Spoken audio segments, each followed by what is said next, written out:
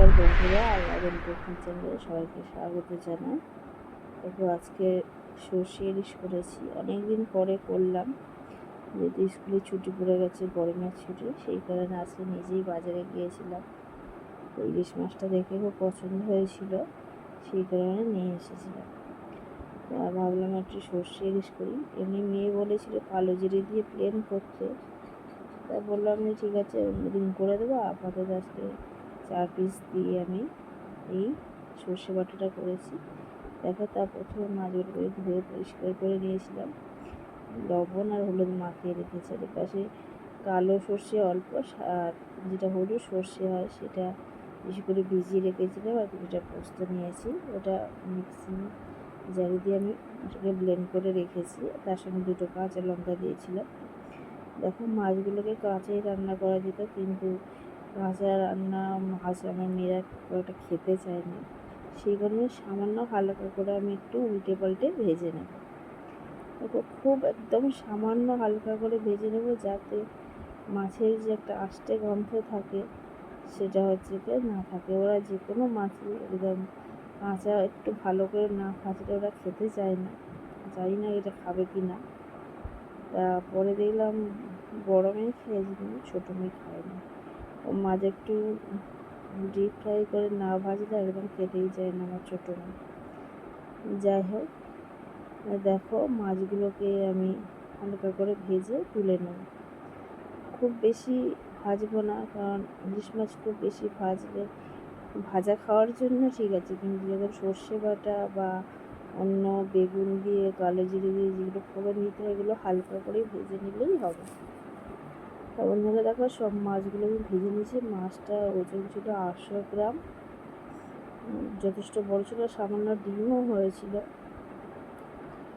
মাছগুলোকে আমি ভেজে তুলে নিচ্ছি। আর এইটা করতে, রান্না করতে খুব বেশি সময় লাগেনি, খুব সিম্পলি করেছি, বেশি কিছু করিনি। যে মশলাটা করেছিলাম সেই মশলাটা ব্লেন্ড করে নিয়ে দেখো যে তেলটা ছিল সেই তেলেই আমি দিয়ে দিলাম।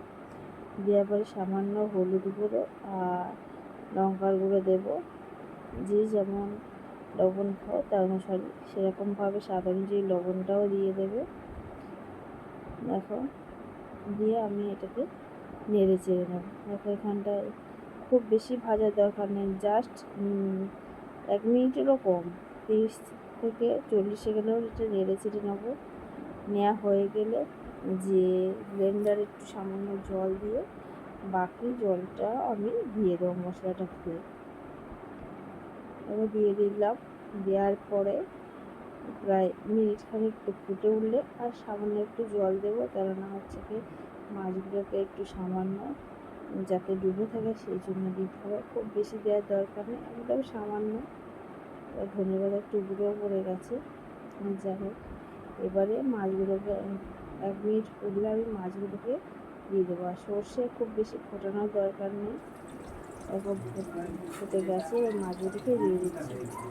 তা বন্ধুরা এরকমভাবে যদি একদম অল্প তেল মশলাতে যদি এই সর্ষে ইলিশ তোমরা করতে চাও, খুব সহজেই করে নিতে পারবে, খুব কম সময়ে এটা হয়ে যায়। দেখো এখানটা আমি এবার উল্টে পাল্টে একটু দিয়ে দিচ্ছি।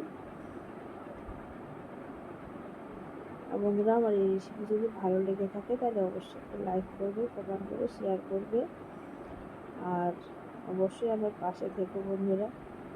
আর কাজের চাপে আমি অনেক কিছু করতে পারি না।